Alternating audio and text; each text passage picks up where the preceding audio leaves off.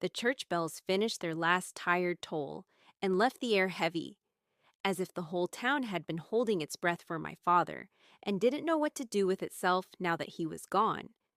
Black coats pressed against black coats in the aisle, perfume and damp wool, and the stale orange of the lilies he'd always hated. When I stepped out under the portico, the sky looked like slivered slate, rain threatening the way an old habit threatens. Something you recognize even before it starts. That's when the lawyer pressed a small brass key into my palm. "This was left for you alone, Miss Calder," Mr. Harrow said. He had the kind of voice that tries not to carry, but does anyway. The key was ordinary, tarnished, with 3,179 stamped into the head. "What does it open?" I asked. My fingers closed around it. A reflex, like the body knows what to do with a secret before the mind does. Harrow's eyes flicked past my shoulder to where my brother Marcus and my sister Caroline were performing grief like an old play. Marcus, grim-jawed, hugging the shoulders he'd been gym sculpting since his mid-20s. Caroline, immaculate in navy, a tear positioned precisely enough to catch a photographer's pity. Harrow leaned closer. "A safety deposit vault at First National. Your father registered it under his name only. He specified timing after the funeral. Only me? Only you." He took a step back, every inch of him remembering the years he'd spent watching this family make rooms obey. "You'll understand when you see it." Marcus spotted us, recalibrated his bearing, and strode over with a man's handshake welded to a brother's entitlement. "Harrow," he said, not bothering to pretend he didn't know the talk had been private. "Is there anything else we should handle before the will reading?" "Tomorrow at 10, Harrow said, "as scheduled." He nodded to me once, an old-fashioned, almost human respect, and slipped away into the wash of coats and condolences. "What did he give you?" Marcus asked, eyes on the fist I hadn't realized was clenched. "Nothing," I said. The key's little teeth pressed crescents into my skin. "A card." Caroline's heels clicked to a precise stop. "A sympathy note," she said, voice soft enough to pass for concern. "He does that." I said. We stood under the portico stone for a breath too long, and then the machinery of mourning restarted. "Thank you for coming. He was a great man. Yes, yes." People said my father had been larger than life. He had been exactly the size of a boardroom and had never once apologized for the square footage. The Calder estate looked like money pretending to be a home. The fieldstone, the glass, the long drive where drivers waited for orders that came with gratuities as predictable as weather patterns. Inside, everything was climate-controlled and well-oiled. Piano lid glossy, crystal squared to the edge of the sideboard, flowers shipped in so often it was as if the house did not trust the local soil. The will reading came next morning in the oak-paneled library, the kind of room men like my father loved because it let them pretend their ambition had a moral patina. Harrow sat at the end of the table, hands folded over a folder he opened like a priest lifting a chalice. To Marcus, he read, "Majority control of Calder Logistics and the associated subsidiaries." Marcus's chin lifted a fractional degree, like consent. To Caroline, the coastal property at Hartswell and the Calder Foundation's chair for a period of 10 years, renewable pending the Foundation's board. Caroline's smile did the trick it always did, looked like grace, felt like steel. "And to Anna," Harrow said, and the syllables landed in the hush. "The Savannah apartment on Bay Street with contents." Additionally, his eyes touched mine, a tiny anchor. "A personal letter, to be delivered privately." That was it. The rest of the will metastasized into the expected, charitable disbursements to the hospital wing bearing our name, endowments to the museum where my father liked to be photographed, standing near art he did not look at, a trust for the upkeep of the house by the river no one lived in anymore.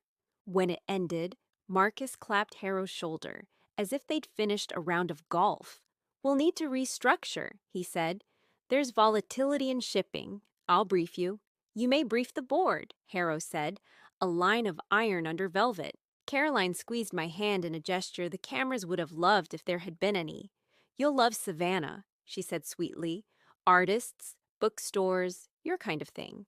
My kind of thing, I said, and watched her walk away like Grace wearing stilettos. My father used to joke that I'd inherited my mother's love for books and my paternal grandmother's habit of vanishing before the second course. He said it like a compliment when it was really a small worry. He dressed as affection. Outside the library, Harrow found me. No theatrics, just a white envelope, weightless as a lie. From your father, he said. And yesterday.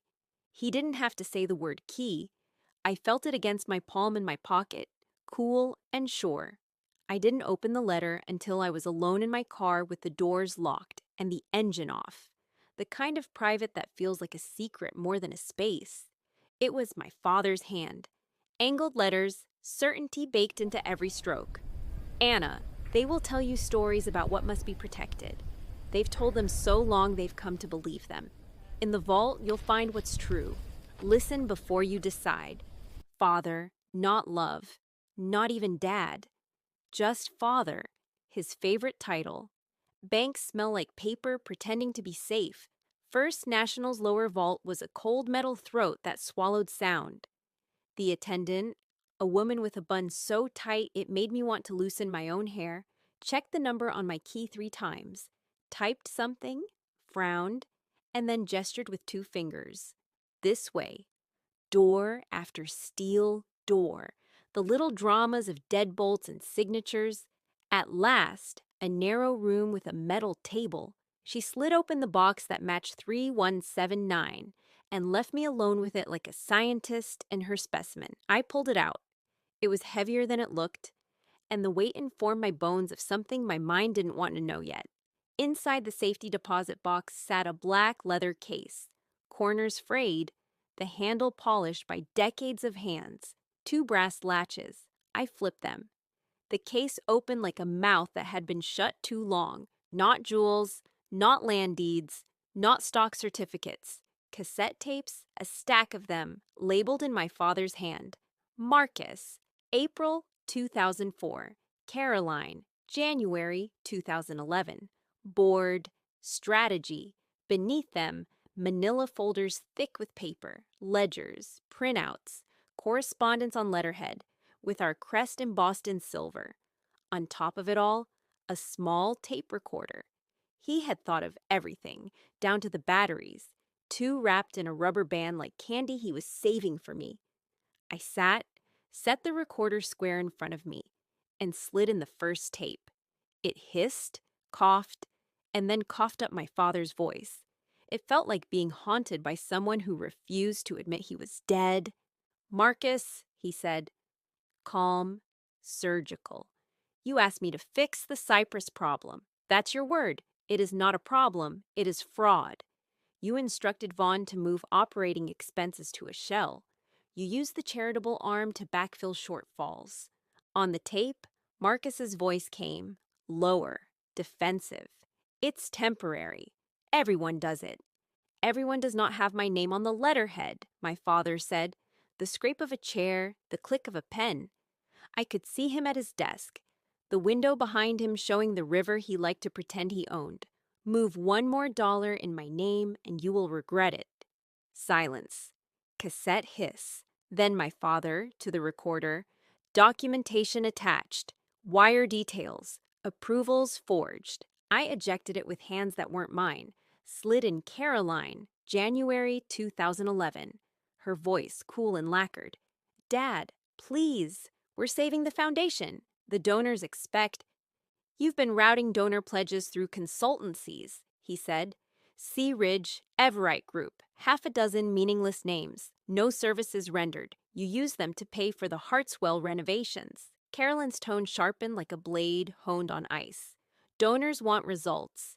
They want their names on buildings, he said. They don't want to fund your parties. Pause. Then a sound I recognized. The way she inhaled when she'd been caught. The little burr of fury. You always loved her softness more than my results, she snapped. Her meaning was a room we'd all lived in. Mother with her quiet hands, with her refusal to become a weapon in a war she hadn't enlisted in. I make things happen. You make mirrors happy, he said. You think that's the same thing. A third tape, bored, strategy, full of men clearing throats, of the word optics used like a sacrament. Talk of layoffs, of leverage, of minimizing exposure. It was a language that could hire a new wing and starve a town in the same paragraph, and think itself noble. I slid in a fourth with no label. My own breath came back to me in the small metal room. Anna, my father said, and my name from his mouth felt like old snowfall, quiet and cold. If you're listening, they've already tried to decide for you. I won't waste your time with what you can read in the ledgers. This is what you won't find there. A chair creaked. He exhaled, and the sound was unfamiliar, like effort. In 1979, a man named Luis Ortega worked the night shift down at Pier 7. He saw what he wasn't supposed to. Not just creative accounting, not just a truck here and there, not in the books. He saw a shipment that wasn't on any manifest offloaded by men who didn't wear our colors. He came to me, said he had kids, said he didn't want trouble, just a safer job, and the truth. The room went so still I could hear the little fan in the recorder turning air into worry. I thought I had 3 choices: pay him, fire him, or listen.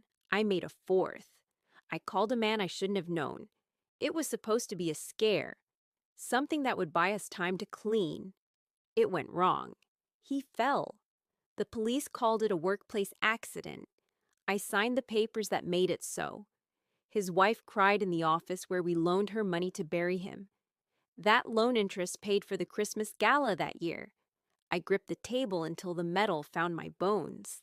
I saw the docks, felt the river wind salt my mouth. I saw a man with hands that smelled like rope and diesel facing my father and asking for a truth my father didn't buy. I told myself a story, he said, that protecting you and your brother and sister meant making other people small.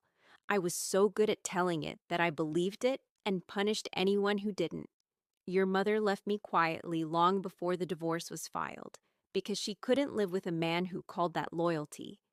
I recorded this because I know what's coming, and because I wanted at least this, my voice saying it out loud, where it can't be shaped by a eulogy, a pause that might have been regret wearing silence. You have what you need, Anna, he said, to protect them, to end them, to change the story. Whatever you choose, it'll live with you the same way the dock lives in me. North is not a direction someone else can hand you. It's a choice. Take it. The tape clicked off. In the quiet after, I heard the hum of the vault lights and my heartbeat counting out a version of time I didn't recognize. I opened the manila folders with hands that had gone steady again, the kind of steady that visits you when the bad news has moved from outside to inside, and your body decides survival is a kind of efficient housekeeping. Wire transfers, invoices forged so lazily. It made me angry to see how little craft they applied to their sin. Trust documents for community grants, time to board votes. Names of shell companies with the creative deficit of people who never had to try hard. Calridge Consulting, Eastport Advisory, Whitmore Solutions. Everything was there, down to the sticky notes in my father's iron hand. Marcus, no more. Caro, returns. Harrow, call. The attendant knocked once and opened the door part way. The polite intrusion of someone who's seen people cry here, often enough to know exactly how long to wait. Miss Calder, do you need more time? No, I said, voice raw, then corrected. Yes. 30 minutes. She nodded, closed softly, left me with the box and the shape of my choice. I didn't go home. I went to the river. The sky had brightened into the pale insolence of afternoon. Barges moved slow as old gods, tugs chuffing at their sides like respectful dogs. Pier 7 had been modernized. The old wood replaced by poured concrete, the rails upgraded, the safety posters aspirational in corporate font. 0 incident starts with you. I stood at the chain link fence until my phone vibrated itself mad. Marcus, then Caroline, then a text from Harrow. They know there's a vault. I didn't tell them. I suggest caution. By sunset, I'd read the word call on my screen so many times it felt like a trap door.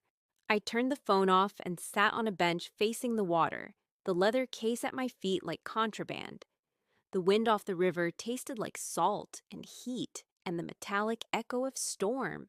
A boy ran past, laughing, a paper boat in his hand like a joke the world had decided to allow. Somewhere, an older man coughed the way docs make men cough. When my father told me at 12 that honesty was a luxury, I believed him.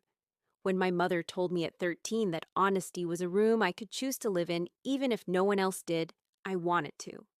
When the family machine rolled over both those lessons for the next 20 years, I learned to be quiet in a way that felt like prudence and was actually cowardice wearing nice clothes. I walked in my car at dusk and drove to the Savannah apartment. It was small by Calder standards, by human standards, decent, floor-to-ceiling windows, and kitchen that nodded at cooking without insisting on it. Someone, Caroline, had staged it already, tasteful throws, a coffee table book about architecture my father would have despised. An envelope sat on the counter with the building's rules. No parties past 10, no pets over 20 pounds. No painting walls without permission. I laughed once, a bark, at how civilized sins can be. At midnight, I took out the tapes and folders again. I sorted the evidence into piles the way a librarian sorts a new acquisition. Gently, absolutely, shipping fraud. Marcus. Foundation laundering. Caroline. Board malfeasance. The doc. I wrote Luis Ortega at the top of a blank sheet and stared at the letters until they felt less like ink and more like admission. I Googled in the dark and found his wife's obituary from 2002. I traced my finger along her name as if touch could apologize backward through time. I slept for an hour just before dawn, on the sofa, the leather case under the coffee table like a dog that had decided it belonged to me. I woke to the city's morning fuss and the clarity that sometimes follows a night that hasn't decided if it's finished. There is a kind of decision that is not an explosion, but a seam. Small, precise, permanent. I made that decision quietly, in my socks, with my hair a mess and my throat dry. I texted a number my grandmother had given me years ago with a cautionary smile.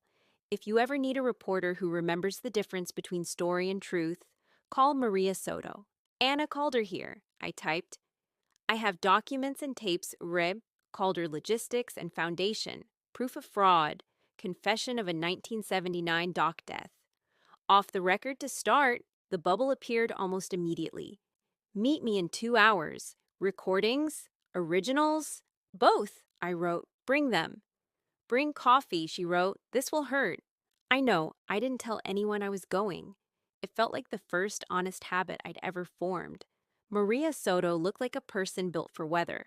Her office bore the look of someone who cared more about the work than the arrangement of furniture, stacks of files, a plant both thriving and annoyed, a map of the city bristling with pins.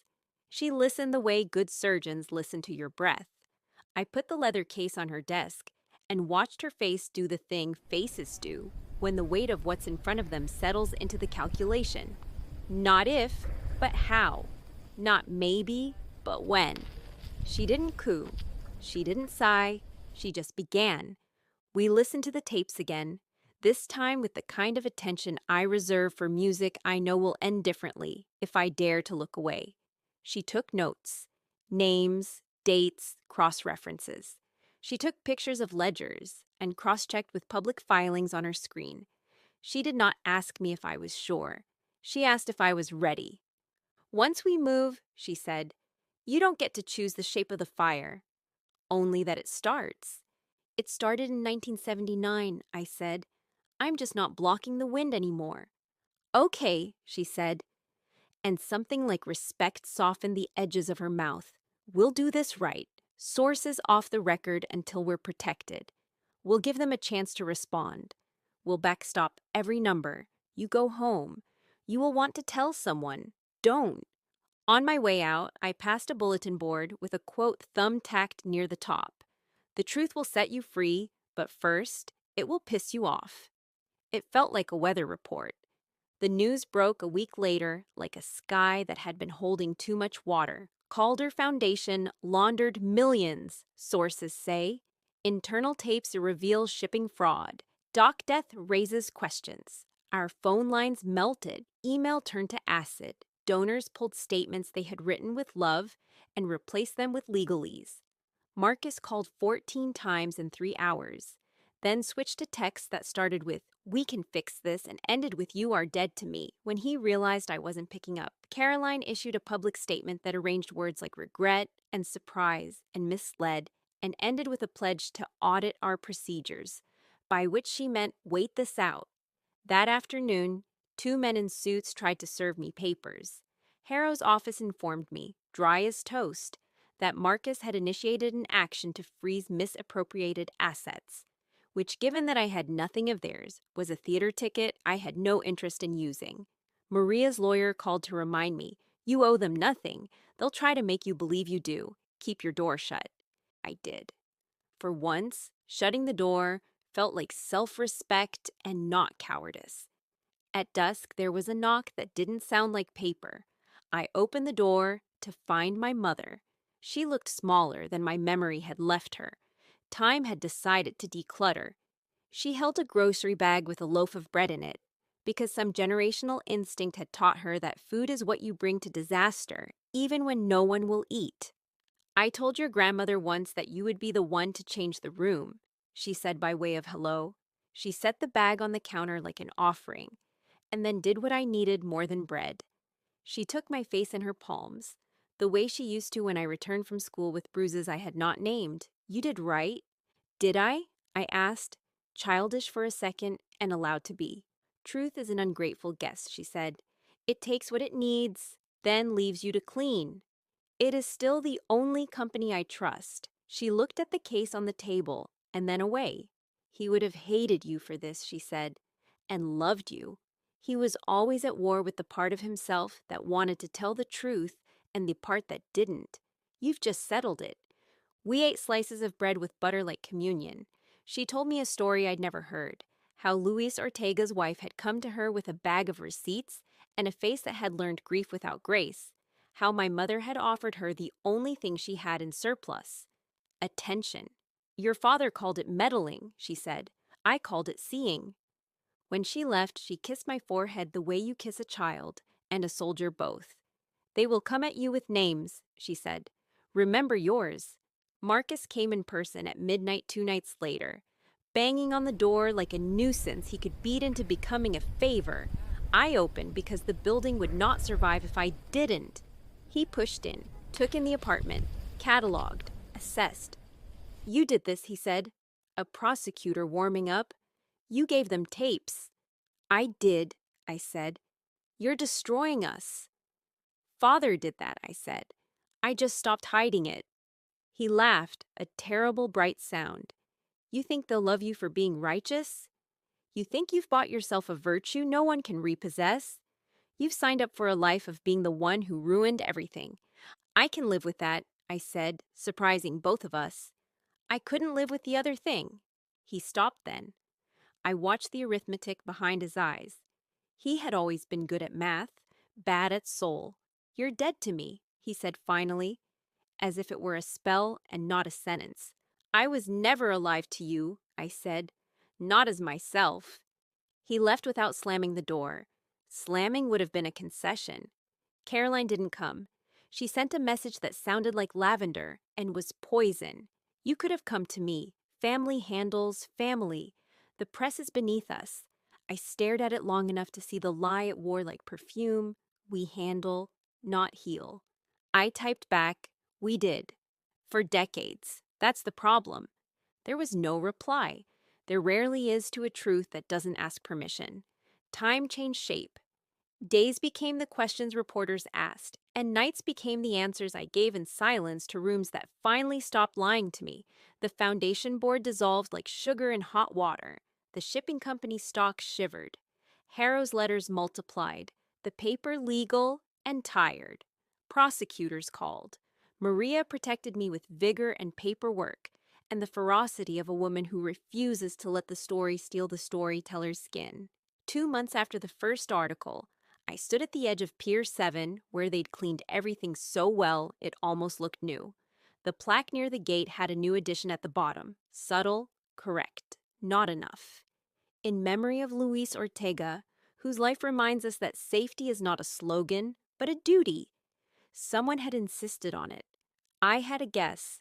Maria, maybe. My mother, probably. Or Harrow, who finally remembered what his license was for.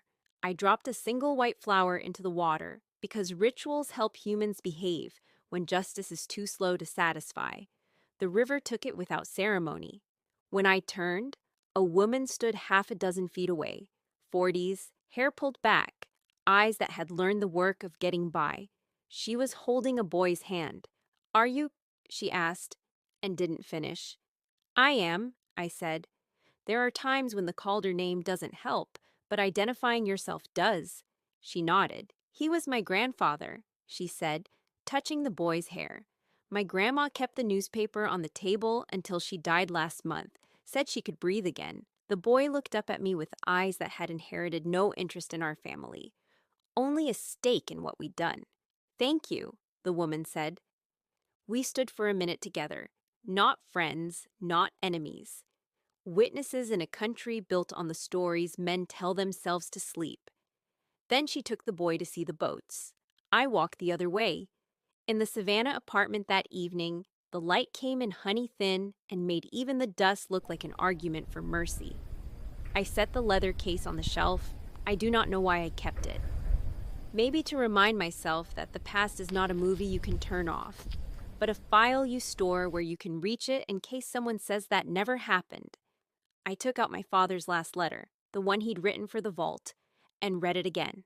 "Listen before you decide. I had. Whatever you choose, it'll live with you." It would. It had. The difference was that now, what lived with me did not have my hunger for air hostage. I wrote a new letter, addressed to no one, and to the person I would be in 10 years if I lived right. "You did not save anyone. You told the truth. You did not end them. You ended the story that let them keep hurting. You paid for it in loneliness you didn't know you could afford. You were not brave all the time. You were stubborn. That was enough. Keep going." I taped it inside the kitchen cabinet where the salt lives, because I'd see it every day, and because kitchens are where women in my family have kept their secret strengths for generations. I poured a glass of water, drank it, and felt the cold travel down like a small benediction. My phone buzzed with a message from Maria. "New piece tomorrow. The board emails. You did well." "You did," I typed back. "Nah," she wrote. "You brought the fire. I just held the hose." Outside, the city settled into evening. Somewhere, a child laughed. Somewhere else, my brother tried to arrange a version of himself that didn't bleed. My sister rehearsed a statement that would make donors forgive. My mother turned down the radio and opened a book. Harrow stared at a ceiling and remembered when the right thing felt like risk. I went to the window and leaned my forehead against the cool glass, the way I had as a teenager when all I wanted was out. The river slid by black and certain, counseling patience the way old water does. I thought of my father, not the man at the head of a table, but the one on the tape, voice weighted and human. He had given me a key thinking he was leaving me a choice. He had. He hadn't predicted the shape. "North is a choice," he'd said. Most men say that with a compass in their pocket. I said it with a case full of cassette tapes and the frank knowledge that half the people who share my name would never forgive me.